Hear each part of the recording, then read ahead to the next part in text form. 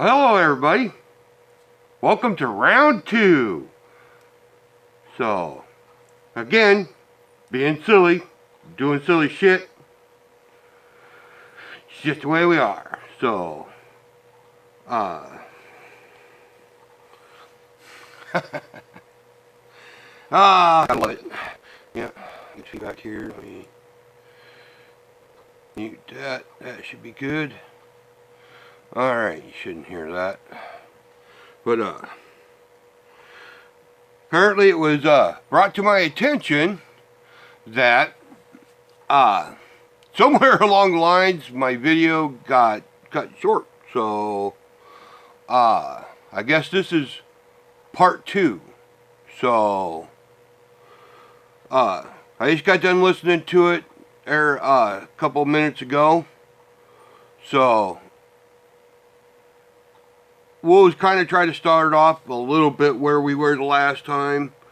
Apparently I got time constraints on how far or what my lengths are of my videos. So, try to keep it within the realms.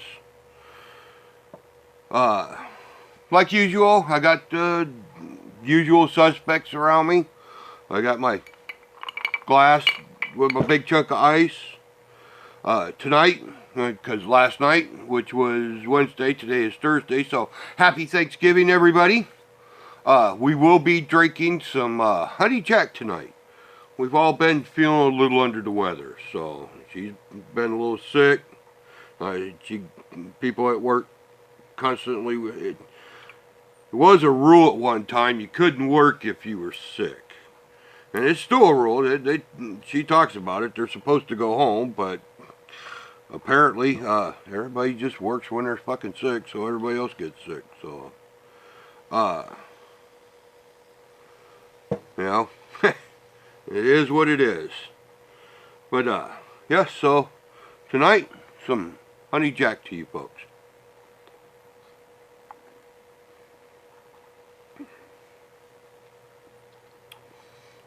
That's surprising, that's not bad. But, like I said, I contracted diabetes at 54. Genetic. So, Sprite Zero. It's not bad. New Coke Zero isn't bad either, so, but we just don't happen to have any, so, I'll take it. It's not bad. That's not bad at all. But, alright, so, I believe it said that I went to meet this girl with a friend of mine, the Indian girl, and, I get there, it's kind of like, wow, that's the girl, so, it's a little bit like, it's like, oh, wow, man. But, like I said, I thought I had my best digs on. I got my best clothes. I got real nice shirt. Nice shirt, too. That was a nice shirt. It wasn't cheap. It wasn't overly expensive, but it wasn't a cheap shirt. It was a nice shirt. Well made. Nice materials. It felt good. Looked good. But apparently, to her... made me look gay. I was like, God damn, man, she was just fucking mean, man. She still is, though. She was fucking mean, man. I mean, it's goddamn woman I ever met, but that comes later. But I was like, damn, man, that first impressions are everything, and fuck. So, you take it, it was what it was, but, we ended up, her friend continued to hammer away at her, and, she kept telling me, don't go be finding all these other girls, because there were other girls. There was other girls that she knew of course I worked. I was working with these waitresses, everybody, wasn't like there was a lack of, You want to know the bravest motherfuckers on the planet? Lack of pussy make you brave. At least that's what my grandfather used to say, but, you know, lack of pussy make you brave. But, you know, they have her way, but yeah, man, she was pretty. She's the prettiest girl I ever seen. I liked her too, man. Looks are everything.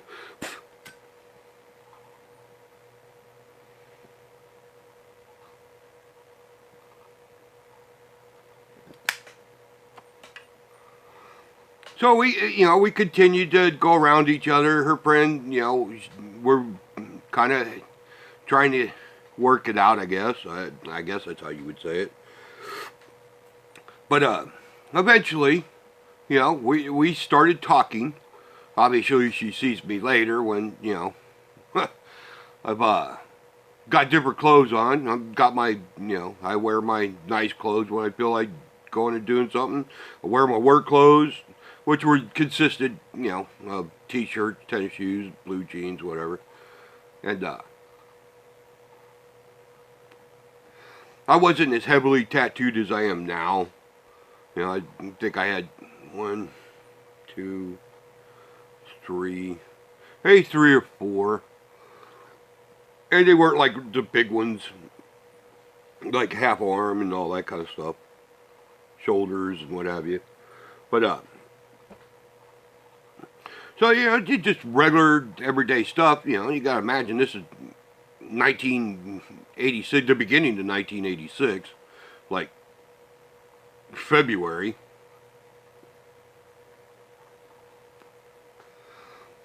So, we started hanging out.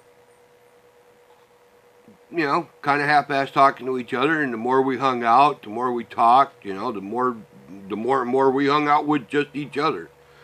And it got to a point where she would pick me up, take me to work, and come pick me up, and we'd spend our time together. And when we first started started talking to each other, we didn't have sex right away. It wasn't, oh yeah, we did this thing and, this is why we're connected. No, it wasn't, it just, kind of like, our children. We had children several years after we were married. So we were cautiously taking it, I guess, doing what our grandparents probably had done, and probably even our parents had done. That they took it slower. They're trying to figure out, hey, is this the right person? Is this the right person to be, going all in with, because fuck, either one of us could have dated, just done whatever, with whomever. But at some point, we just decided to be exclusive to each other. And when we did, we talked a lot, trying to figure each other out, And for me, some of my big questions were, where do you see yourself in 5 years, 10 years, 15, 20, so on and so on. And when she'd like, well, where do you, she's an 18-year-old girl. I'm 20. I'm getting ready to turn 21. It's, she didn't really know. She's a young girl. She didn't really have any idea. And then she turned it back on me, and here I am just rattling off. I'm like, okay, I don't always plan to be in this position. I know I'm young, but I know what I can do, what I can't do, what I can't do, I'm going to learn to do. And she just sit there and listen to me talk, and, in a way I kind of knew it, because you just sit there and look at her, and she just stare right at you with that smile, and I guess she liked what she heard. And I just constantly talked about big plans, and I've obtained all my goals, and more, actually. That was also a thing, was, when you hit a goal, what do you do? For me it was, well, I was always taught when you hit a goal, what's next? What's the next goal? Well, I got this. What else do you want to do? What else do you want? What is it that you need? Okay, well, those, you know, but again, I could go back to these are the things that the men in my I had not just my grandfather. You know, I had his nephews and cousins. And there was a big extended family. The town that I was in. Now, my mother was born in the big town next to the town where we were at. So when I said that I understood my other grandparents being from northern Illinois or northern Indiana, my other grandparents, they were from there. That's where they originally were when they were kids. So I know how we all got back to Indiana. So that I don't know if I gave the impression that, you know, well, I don't know how these grandparents got here, but I don't know how they got here. No, I know how they all got to where they were. They all were from Indiana. Just one was in the north, one was in the south. But and the ones in the south, that was a big family. You had to be careful. I was constantly being beamed over top of the fucking head. Don't be fucking with her. That's your cousin. Is there anybody here I ain't related to? Well, just keep telling us who you got the hots for, and we'll let you know. Fucking hell, man. And that's a serious thing. When you grow up where all of them were born and grew up, and all the families from, my grandfather had my great grand. Now I knew my great grandmother, and my wife did too. My great grandmother was still alive till our children were born. Right until after our children were born. And I'd have to confirm that, but I'm pretty sure because my grandmother lived to be 105, 107, something like that. But I used to be her paper boy. I used to mow her lawn. my grandfather said, "Boy, you do what the family tells you." Well, that was part of my job, my chore. You know, was that I had a paper route when after school, because we lived so far in the country and everybody went to the moose. We just left our bicycles. We'd leave our bicycles at the moose or at a friend's house, and you got done after school. You go there, get your papers, get them all rolled up, banded up. You go on your paper route. So I was the paper boy. I also mowed her lawn. All the time I used to have to tell her, I'm your great grandson. Oh, the paper boy. I'm your great grandson. Damn it. But yeah, she lived to be well over 100. And I knew my my great grandmother had 13 children. They came across. They had a picture on the wall where they came across the Ohio River from Kentucky in covered wagons. And apparently somebody was over there with one of them old-timey still cameras and took a picture of them all coming across when the Ohio River froze over in the 1800s. So the property where the house was there, it used to be in the country. Then it was actually the very edge, right at the edge of town. That was their original homestead.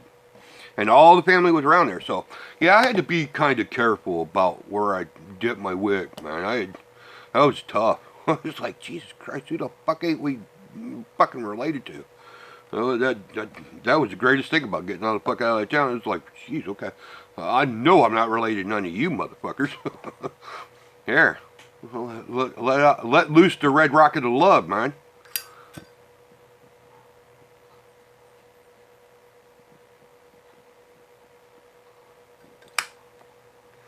But, you know, that being said, you know, I hung out with this girl. We liked each other. So, you know, we courted for a while. Not that we abstained forever, but there was a point where, you know, she was comfortable and she said, okay, you're not just some fucking guy trying to, you know, random guy out here trying to fucking hit it and get it, you know. Yeah.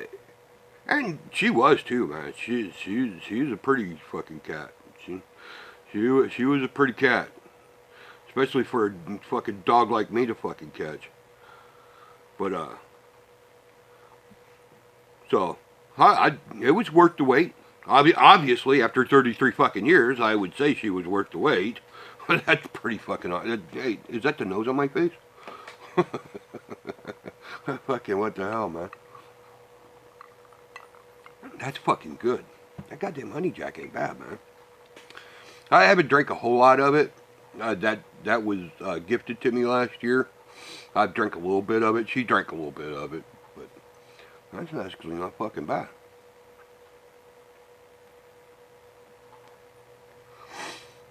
I don't know if it's best with fucking Sprite Zero, but for me, I've been drinking it now for quite a few months, so sure there's probably something better to mix it with. But it fucking wouldn't be half bad straight either. I might give that a whirl. But so I think we did it right. I think we broke the cycle of how most people were doing it. But then again, you got to remember when we were growing up, the scare of fucking AIDS was real, man. That was a real fucking thing. People were fucking dying. It wasn't like, well, I don't know anybody. No, there was a lot. Fucking people were dying of AIDS. And not just fucking queers, man. Just regular people, obviously it got started in a particular fashion.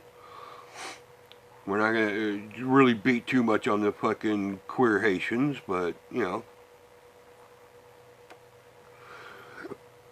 but fucking Dindus. We're not gonna beat that fucking horse. I'm good at beating fucking horses to death. Every time you kick one, it keeps fucking moving. Well, if you'd stop kicking it, it'd quit moving. No, that's not how this works. At least that's not how it works in my brain.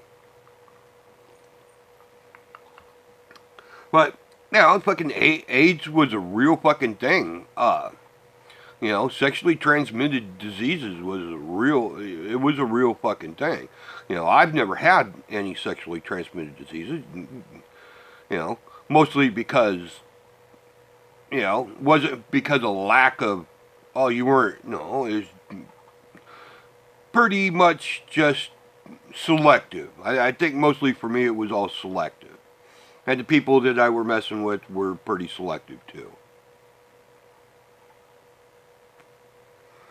But, so people jumping into the sack with each other, that wasn't happening, man. That free loves of the fucking 70s, man. In the late 60s and the 70s, that shit went away by the time I was a fucking teenager. By the time I was a fucking teenager, motherfuckers were dying. It was a death sentence. There wasn't no fucking cure. Nowadays, 2019, motherfuckers got AIDS, could go take a fucking test, you'd never fucking know it, they could give you fucking AIDS, you got 15 years to fucking live because some motherfucker go, well, his test showed he fucking didn't have AIDS, and some fucking bitch now's got fucking AIDS and she's out there spreading it. I mean, this is the weirdest fucking time in history. Now they can cure, well, they can't cure a disease, but they can mask it. They could fucking mask a disease fucking good enough that they could just fucking sling it out willy fucking nilly, man. And it used to be a fucking, you give somebody AIDS, that was a death sentence for the person you gave it to.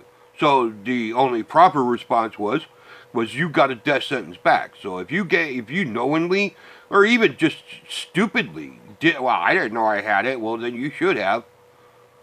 Ignorance was no excuse in the 80s and the 90s. In the early 2000s. You fucking gave somebody a death sentence, you got the death sentence back. That's just how the fucking law worked. Not 2019.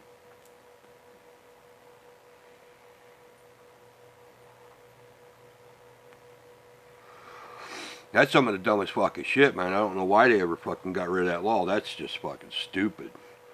But getting off on tangents, like I have a real bad problem. ADHD and ADD. I suffer from it terribly. That's why there's always 10 projects going at once, and I'll complete them until somebody makes me focus on something specific until it's done. I'm fucking terrible at it. My friends always tell me, write shit down, that way you stay on point. Nah. Yeah, but I was still fucking high into the fucking right, man. Fucking. But you know, we worked a lot of stuff out. We hung out a lot. Like I said, man, she was a cute cat. She was a pretty cat, man. And I didn't mind pursuing it.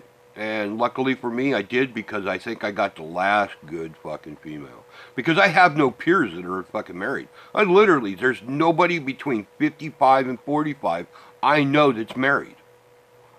And if it is, they're on their second or third fucking marriage. We only know each other. When people talk about divorces and shit like that, all I know is their stories. I can't tell you personally. That's not something I know first fucking hand. So, you know, when you hear me talk about it, you're only going to hear what I know from other people. And I know a lot of motherfuckers that got divorced. I know a lot of motherfuckers that got their ass handed to them. And I know a handful of fucking people that died. They killed themselves. So, that's probably the most fucked up part about it, is trying to rationalize why would you kill yourself over something like that. But, you know, I wouldn't have never thought they would have done it. I thought they were like me. They were a lot stronger in that sense. But me, my personal thing is fuck, you're gonna scorch dirt's my fucking life after I've tried to build one for you. I'll whistle fucking Dixie as I'm going to fucking prison. I'm gonna kill you. I'm just gonna fucking kill you, and we'll be done with it. And when people keep asking why, because you fucking ruined my life, I took yours. Because that was the rule. That's the law. That's the law of man. And I get it. Some guys, you know, I guess they got a better sense of chivalry than I do. I wouldn't take that shit. I've been a fucking lifetime building this. And now you're going to fucking burn it down around me and laugh in my face? Fuck you, man. Hey. Why'd you do it? Why wouldn't you think I wouldn't do it? Jesus Christ, Your Honor, you can't be that fucking stupid. I mean, I'd be national fucking news, because they'd be all like, and you have no remorse. No, I don't.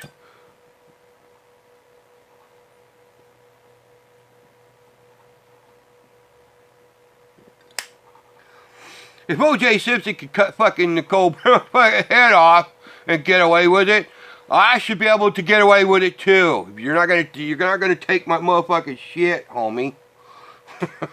Let me just throw that out there.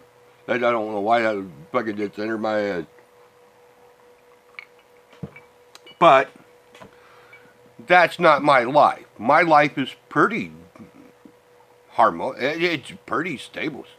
Yeah, there's been some rough, rocky patches with some rushing ass fucking water. But it's nothing that we couldn't fucking get over. Fuck, man. Jesus Christ, it's life. It's a man and a woman. A man raised totally different by a total separate, different values by different family. And her, a female, raised by a whole different values by a whole separate family. And you're going to bring these two separate brains together with two separate ideas, raised totally different. Got what she heard in school wasn't the same thing I heard in school. And now you want to bring both of us together. That's the part I don't understand about men when they start going, oh, women. Well, not all women. You know, most women, yeah, okay, I'll grant you that one. Fuck, that ain't even a coin toss. That's pretty much, look at the statistics. But there's also an element for men to understand, too. Is that's a whole separate fucking human being. Literally, a whole separate human being. You have no fucking clue what happened to her from the time of birth till you fucking met her. And maybe some of you fucking walking, talking fucking dildos, put that thought in your fucking mind, man. Oh, that fucking, no, you're going to hear me say cunt, whore, bitch, twat, you know, cum guzzling fucking retard. I got no problem with that. We can sit here as men and fucking talk about that fucking shit all day long. I'm with you, man. Let's get the fucking pitchforks. Beat some of these bitches in the fucking head with fucking glowing torches. I got no fucking problem with it. You know, especially modern women today, because go to any fast food restaurant, go to any sit-down restaurant, call any fucking customer service. If it's a fucking woman, it's the worst. They want to talk fucking privilege. These cunts think that they are fucking privileged, man. Again, let me circle back. But that has nothing to do with me and her. Me and her have a whole different set of values and ideas. We came together. It worked out well. So we got married in October of '86 on the courthouse lawn of that little town. Me in a three-piece suit from the Goodwill, and my white tennis shoes, and my half-ass flowing locks. Yeah, underneath here, I'm 54 years old. I got fucking hair, dude. I can grow fucking hair. This is just 3 weeks old. It was shaved down the side, nothing but a pompadour right on the fucking top. All my friends can comment down below. I got pictures of me every if I decide to for 2 years, not to cut my hair at all, it'll be down to my fucking waist. And that is no fucking bullshit, man. I can do it. I've done it twice, and I've given that hair away. The first time was some little fucking girl, man, bald as hell, wearing a fucking sock cap, just wearing a fucking stocking cap. Come up, man. I had my hair braided in a single ponytail. We was at a bike party, national bike rally, and I was pretty fucking lit. I was I wasn't half in the bag, man. I was in the bag. I kept feeling something fucking tug my head, man. I was like, what the fuck? I turned around. I literally turned around. I was like, what the fuck? I was seeing this little girl looking up at me. You got beautiful hair. Like, okay. And this woman come half-assed at a fast pace over. She goes, oh, honey, come on. You don't bother that man. You know, and I looked where it came from, and there's a fucking tent. And on the top of it said, Locks of Love. And I'm like, so what the hell is that, man? And the little girl goes, I used to have beautiful red hair. Because I got red hair. I mean, it was fucking, one of these days, maybe I should post the pictures, if I can figure out how to do it. I'm electronically illiterate. I'm learning, though. I'm trying my best to figure this fucking electronic shit out. But that little fucking girl just fucking hit me like a fucking ton of bricks. She goes, I had red hair. And I guess that was her mom. She goes, oh yeah, she had beautiful red hair, almost the color of yours. And I had it braided up, and it was already at my fucking waist in a fucking braid. And it took me about 2.5 years to get there. Almost 3, 2.5 years. And, like I said, I was in the fucking bag, and I'm fucking looking at this fucking little girl just looking at me with these big old fucking eyes and that goddamn smile. And maybe I got gamed. Maybe I got gamed. I don't know. Don't really fucking care either. And, I walked over and sat down, man, let them take that fucking braid out. And they fucking got it right up on top of my head and snipped my fucking hair off. My fucking shit was that fucking long, man. It like 14, 16 inches fucking long. I had fucking, that little girl, man, she was all happy. I'm like, does that go to that little girl? And they're like, yeah, that's going to be hers. I was like, fuck it, man, whatever. So yeah, I have no problem growing. Fucking this shit ain't. If you look at some of the other videos, how many days ago, you can see it was real fucking down, almost clean. Not quite, but almost clean. Look at it now, man. Just in days. My fucking hair grows like crazy. Okay, let me circle back. So, you know, I had medium length fucking hair. This cheesy ass fucking wannabe Magnum PI fucking mustache. And my white tennis shoes. And she was wearing a pretty pink dress. A light pink dress. And the homemade veil they made for her. We got rings at the pawn shop. You know, I think maybe it total cost us less than $100 for everything. The rings and what we were wearing, antique rings. I don't. I think it was her and her grandmother went in and picked out the rings. Because remember, I was working. I was working a lot, man. I wasn't fucking shy of work.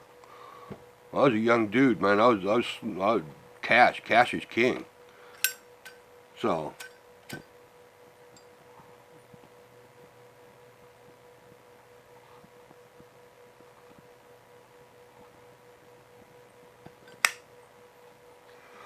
All those wondering, yes, a good cigar coming out of a humidor, they're hard to stay lit, especially with all the bullshit they keep in modern tobacco now. But yeah, that's why you see me light a lot. But get over it.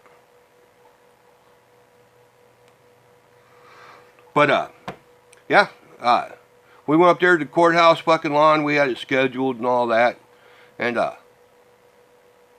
the Justice of the Peace married us, and the funniest thing that happened with that, I didn't know you were supposed to do it. Somebody had to come up and tell me. They're like, you know, it's customary that you pay the Justice of the Peace $5. And any of you guys back in those times that are around my age that remember that, you know, tell them, yeah, that was decorum. You no matter whatever you paid to get married for the blood test and licensing and all that, which, you know, there's some money involved there.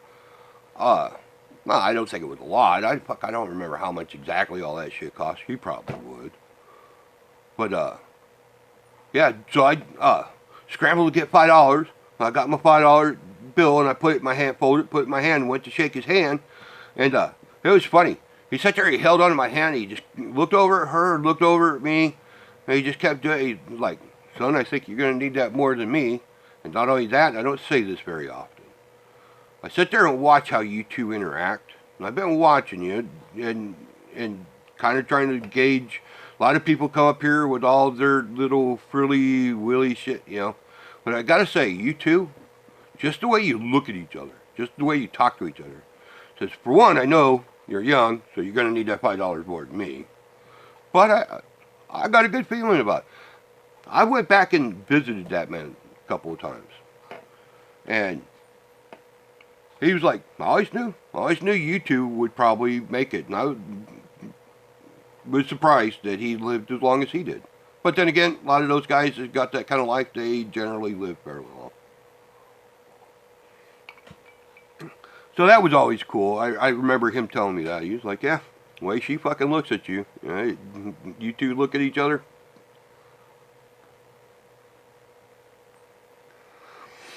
So after that, I had an opportunity, literally an opportunity. That was, we got married on Halloween. And being married on Halloween, you know, gave us parties. Everything was planned out for us. I kind of wanted everything planned out. I'm one of those kind of guys. I try to figure out, you know, it's like, okay, how's this going to work for us? So getting married on Halloween weekend, no matter what for the rest of our life, there's always going to be a Halloween party. And it's going to be our anniversary. I can take her anywhere. We could get dressed up. We could be silly. It could be formal. And we have for the last 33 years. We've just gone in and went to parties. And then when we get there and they're like, oh, you know, sometimes you go to parties you're not even invited to. But you generally tell them that you're married and it's your anniversary. We've been to places and they were like, yeah, okay, cool. You know, but like I said, you know, we don't have peers. So, you know, nobody's been married as long as we have. We're the last of our kind. We're the last of normalcy. So I got an opportunity to come up north and to Aurora, Illinois, in '86, right there. You know, it's about November, to come work in water well drilling. I had experience in drilling and driving trucks and that kind of stuff, and laborer. So that somebody was like, hey man, there's this newly wed couple. and think they're looking for something.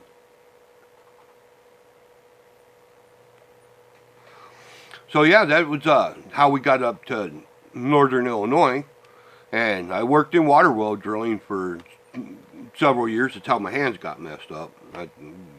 Working with equipment. If you work with drilling equipment and loaders and backhoes and all, it's dangerous. It's dangerous work. It's not for the faint of heart. It's not for lily hands. Mine was a freak accident. It wasn't like somebody tried to. It wasn't. It was a freak accident. Freak accidents happen, man. Welcome to fucking life.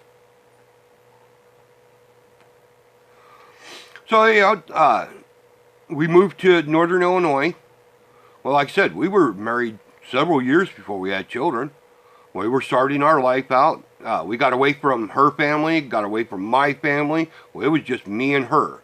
So I think that has a lot to do with marriages too. And there's a lot with marriages I think people forgot. And maybe that's how it worked back in the old days. You grabbed your woman and you went off and made your life. You didn't hang around your family. You didn't hang around her family. Now, she was more involved with my family because I'm the man. That's it. You could say how unfucking fair that is if you're a fucking cunt watching this fucking program. You could talk that bullshit all you want to, but you follow your man. Even she would tell you that. She was sitting here, she would tell you that. She might tell me to tone my rhetoric down, but she wouldn't tell me I was wrong, because that's how we survived. That's how we survived so long. We relied on each other. There was no real outside influences on her or me. There was nobody going, well, why her? How come? Don't worry about why her. How come her? That's not your business. Why him? How come him? I'm pretty sure she would have said the same thing. Actually, I know she did. The same as she knows I did. That's got nothing to do with any of you fucking people. It has to do with us. And I know family don't like hearing that, but get over it.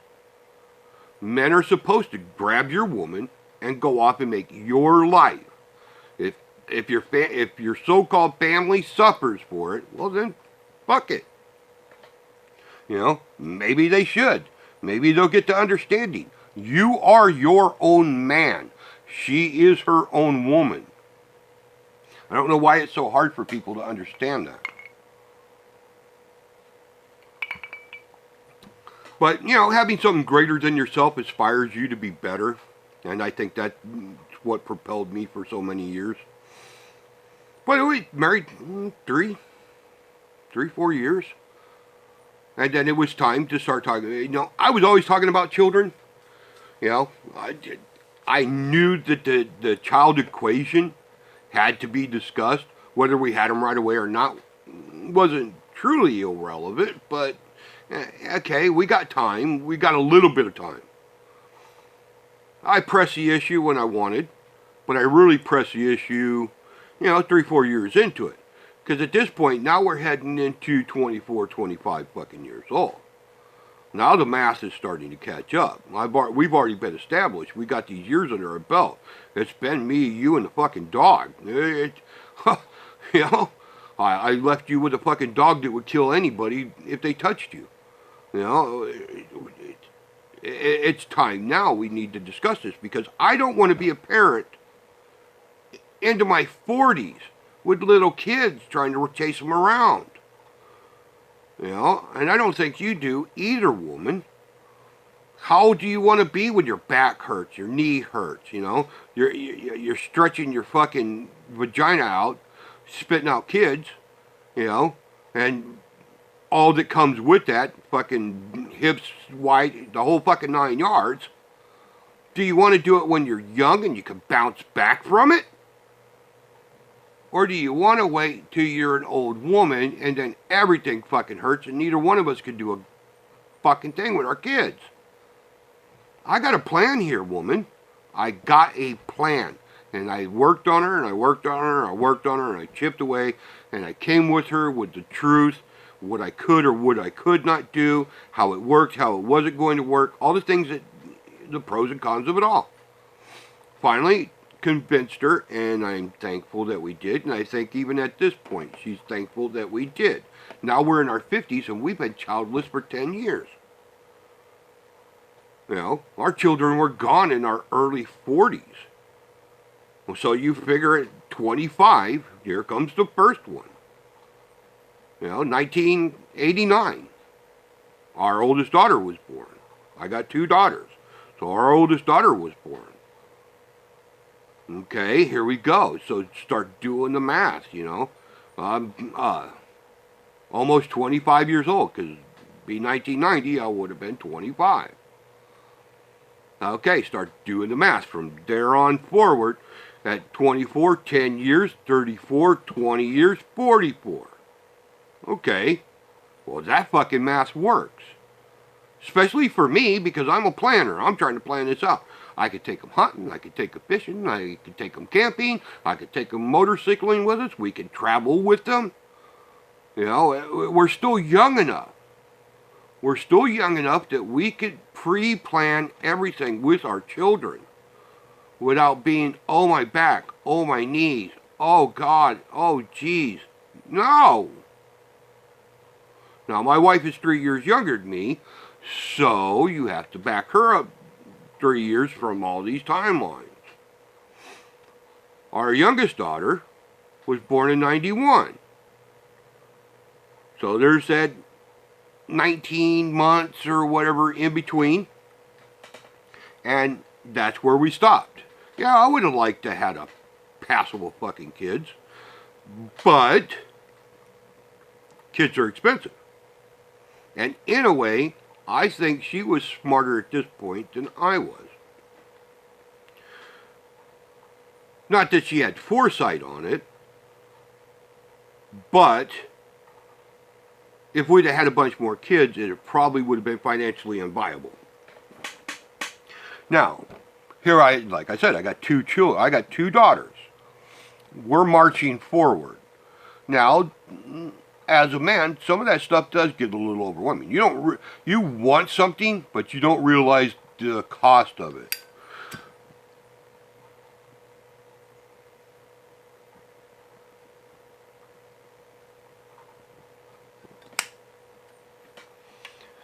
You young men today have a benefit of something that a lot of us didn't. All this information at your fingertip. People willing to talk about it. Nobody told me how much children were. I had an idea. I'm like, okay, diapers, formula, you know, housing and all that stuff. I'm already paying for that. Adding my own children to it, that's not. I don't know how people go, well, you got to house them, you got to do this, okay, you're already fucking doing that for yourself, man. How is that a cost? No, that's a wash. That cost is a fucking wash. Anybody that says otherwise is a fucking idiot. Well, you got to house them. Yeah, and you got to house yourself too, stupid. You got to house her. How do you factor in that fucking cost? That was when I hear guys say that just makes me just like, you're an idiot. No matter what I say from here on forward, it's going to make sense to you because you're stupid. But when you start factoring in the stuff that they really need, you know, do you need a bigger washer and dryer? We didn't. You know, she just done extra laundry. You know, it didn't cost me any more there other than detergent and water and stuff like that. You know, gas, electric, whatever it was. You know. But the real cost of it, now you got medical. You're doing extra because you want to make sure that your babies are safe. The air conditioning, the heating, temperatures have to be right. Now you got to make, luckily for us that we've spent so many years with the animal that we had, that he was very well trained. I got people that could testify to that one. That four-legged dude, man, he was a good dude. He was a good dog. Now, I wish I had 20 more just like him. I didn't. Motherfucker had a love-hate for me, but those fucking kids and her, yeah. Be very careful what you say or do. And them kids better not go, ow. That motherfucker turned on me in a fucking heartbeat. I was like, damn. Hey, I raised you, fucker. No, she raised him. And those were her kids. So therefore it was his kids. And you weren't about to fuck with them. I couldn't ask for a better fucking animal in my entire life. That's all I'm going to say about that pit bull. But, so you figure in the cost analysis of that, you know, they're expensive, but you start to deal with it. You start to realize what you're doing. So, you know, here I got my 2 children. We got a place of our own. You know, we're trying to work it out. You know, want to get out of where we're at. Want to stop doing the shit that we're doing and move on to the next phase. And when she was 3, see, because you know, it's like, all right, it's time for us to move into the country again. We need to move from the outskirts of town to, okay, I can see the cornfield. I'm pretty comfortable with that. To let's move to the middle of the cornfield. So, okay, cool. And my youngest daughter ended up getting diabetes at 3. So this is where the foresight comes in, and kind of, okay, the decision was made to stop at the 2 daughters. Would I like to have, you know, 14 fucking kids? Yeah, who wouldn't? You know, to be honest with you, who the fuck wouldn't, man? They're kids. Kids are cool. Kids are fun. If you don't have kids that you can teach shit, you know, they're great until they become teenagers. Caveat. There's a caveat there. I loved them until they became teenagers, and then, God, I would retroactive abortion. Whew. Yeesh. But they're their own people, and they've been gone, and they go do their own fucking thing. But she contracted diabetes when she was 3, so that was a fucking cost, man. That cost several years to get out from underneath that bill. And we almost lost her. So, because people in the medical field, school, you know, all the people involved, nobody caught it. It's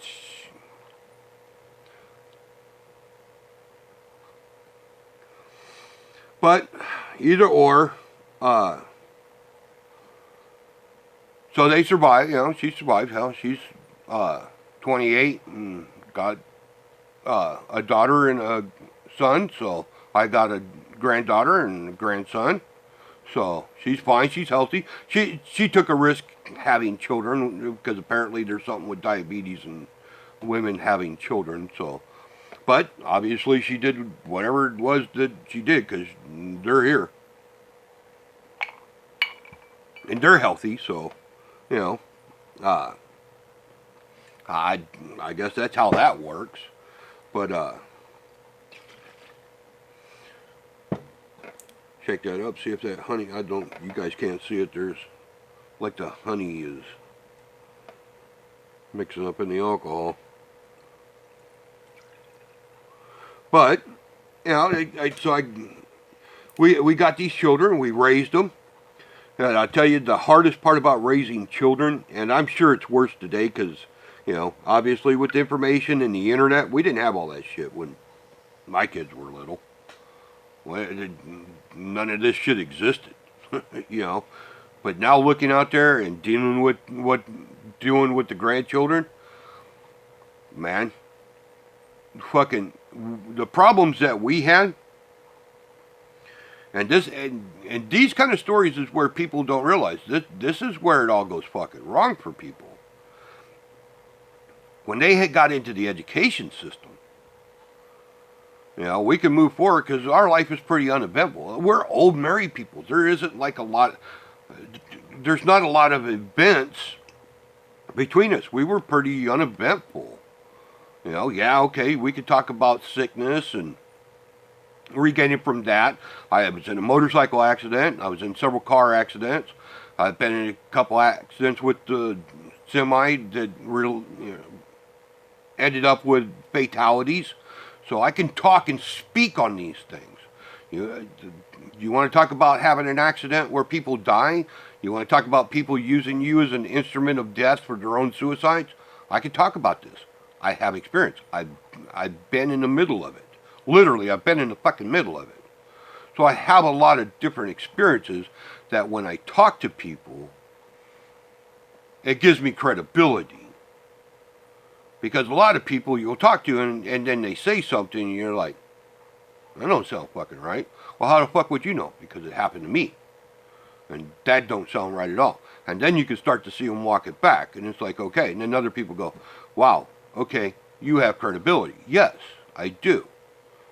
Don't talk about shit that you don't know a fucking thing about. You know, you could speculate if you want to speculate, but at least say you're speculating on it. The difference between I believe or I think to I know. I am first-hand knowledge. There's a big difference in that. So there's a lot of things I could talk about. That's kind of what I'm doing here. I'm screaming into the void. I'm yelling into the abyss. There's nobody here. I'm by myself. So now that we got kids, you know, so I'm going to have to make this like a 3, maybe even 4-parter. I got about another 10 more minutes. It'd be about an hour. And then I'll have to cut and go into part 3. But, so here your kids, you know, you're moving forward. But once they get into fucking school, you know, this is where the problem, outside influences. This is why I believe a lot of people when they start talking about academia. Academia fucked me and her, man. They fucked us hard. Because they would be teaching our children shit that, you know, we'd be sitting there looking at some of their schoolwork and it's like, what the fuck is this? That's wrong. That's a lie. And then you try to help them out because we still have them to this day. We got a room full of books, encyclopedias and dictionaries, you know, old school books. She goes to yard sales. She goes to a lot of these auctions and now I don't what do they call the ones where like if older people die and you go to their house and they're selling all their stuff. There's an actual name for that. I can't think of it right now. But she goes to those kinds of sales and she'll buy books. She buys the books. And some of them are fucking kind of cool, man. You know, you don't realize it. When is the fucking patent on this one? The Good Citizen. She got me this book because she knows that's the kind of stuff we're into, and I like this stuff. Northwestern Steel and Wire Company. Incorporated, Northwestern Bob Wire Company, 1879, here in our little town. I know that's not when this book was done, but this book, geez, I don't even know, an official Freedom Train publication, Rights and Duties of an American, the Good Citizen. Where do we go from here? You know, little shit like this. But, yeah, this is I don't know if you can see it. It's a really old book. But that's what she does. She'll go to these places and she gets these. Here, look at the back page here. The Freedom Pledge. I am an American, a free American. Free to speak without fear, free to worship God in my own way, free to stand for what I think right, free to oppose what I believe wrong, free to choose those who govern my country. This heritage of freedom I pledge to uphold for myself and all mankind. There's the acknowledgments. I'll look to see if there's anything in there. Look at that. But let's see if I can't find a date on it. I couldn't even tell you the date on it. 1937. But yeah, she buys stuff. She'll get stuff like that, you know. The Citizens' Rules Handbook, Constitution, shit like that. But she'll buy encyclopedias and old Life magazines and stuff like that. There's some kind of auctions. What the fuck do they call it? Estate auctions. That's what I was looking for, estate auctions. But we had these books, and we tried to give them to our daughters to figure out their homework, so, you know, and you're sitting there going, you're proud of them because they're reading it, they're writing out their own stuff. Yeah, we're helping the best we can. I'm not going to do your work for you. I don't care how little you are, I'm not doing your work for you. I'll guide you. Your mom will guide you. Whomever, whatever. And then there was come to a point where they would send them home with work with F's and just, you know, unsatisfactory work. And it's like, well, hang on a second. And then you'd ask them, it's like, well, it has to come from our curriculum. Your curriculum is the same as that curriculum. What are you talking about here? Well, we want them to write what we got wrote down. The fuck are you talking about? And the first time it happened, I was down on the road, and I don't know if any of you remember back in the 80s when you'd be out on the road, you know, because I drove truck there at, well, I've always drove truck, labored and what have you.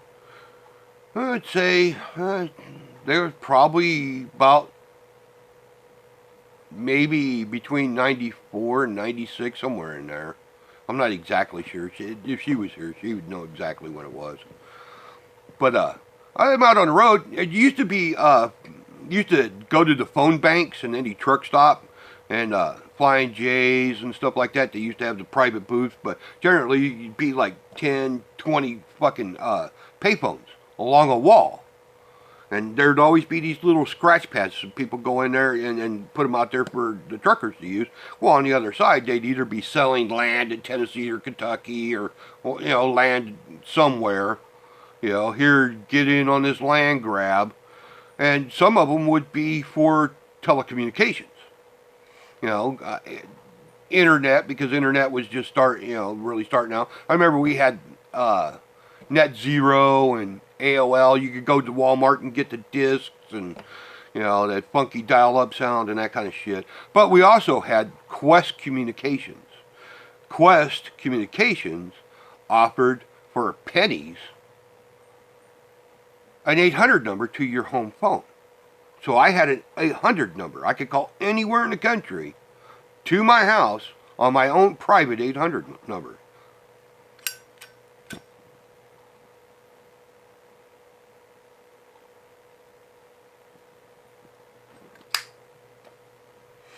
So, I remember calling in and her being upset and kind of half-assed crying.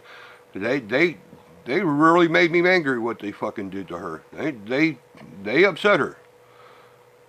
Because they called her and told her that they had to come do something with our child because our child was telling them they were wrong. What the fuck are you talking about? So she goes on to tell me that, you know, she goes up there and she's trying to tell them, and part of it was, we told our daughter that tell them they weren't going to, now she was like 6, 7 years old. Well, no, she'd have been 5, because it was both of them. So one would be about 6 or 7, and the other one's like 4 or 5, preschool, whatever. But they was wanting to teach sex education.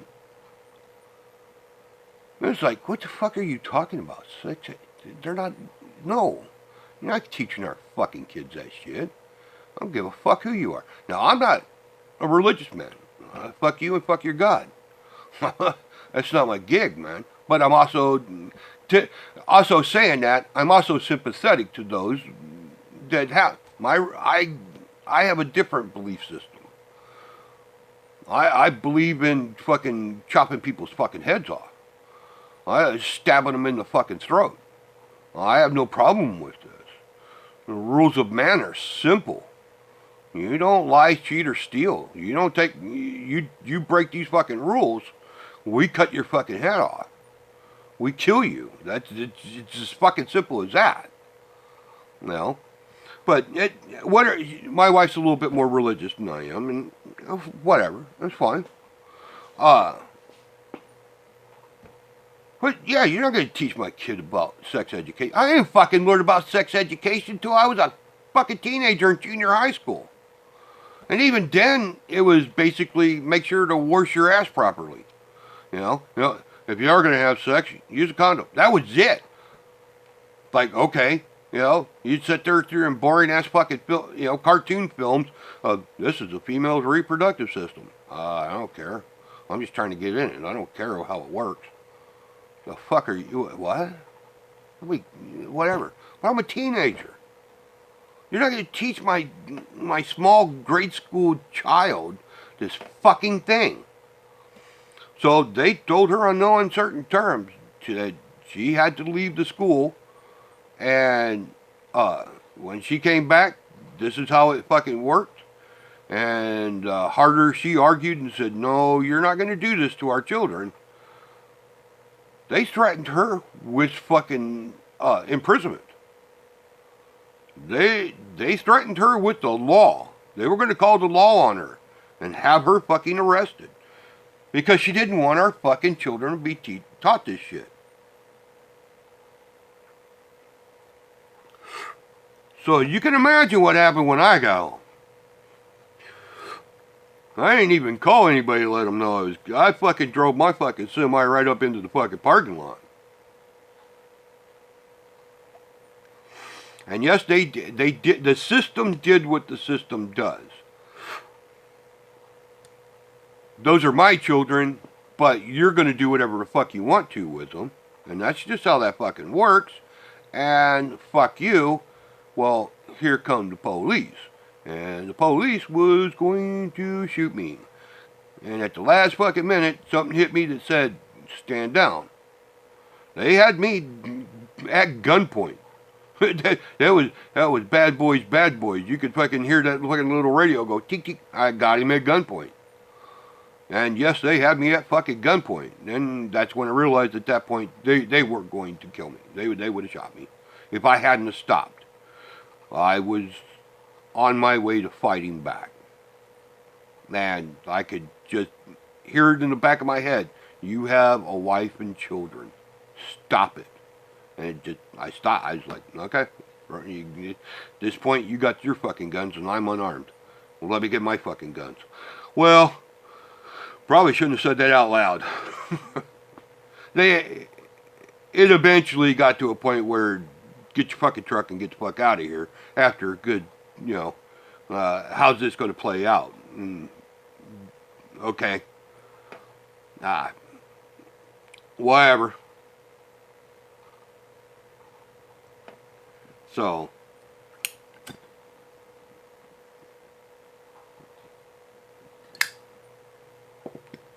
as Americans, if we're going to fight for anything, we need to fight for re-education.